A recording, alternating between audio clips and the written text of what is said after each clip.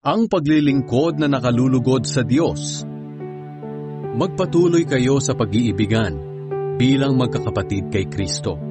Huwag ninyong kalimutang patuloyin ang mga dayuhan sa tahanan ninyo. May mga taong gumawa niyan noon at hindi nila alam na mga anghel na pala ang mga bisita nila. Damayan ninyo ang mga kapatid na nasa bilangguan na parang nakabilanggo rin kayong kasama nila. At damayan din ninyo ang mga kapatid na pinagmamalupitan na para bang dumaranas din kayo ng ganoon.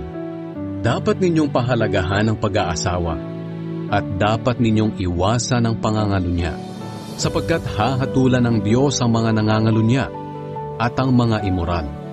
Iwasan niyo ang pagiging sakim sa salapi.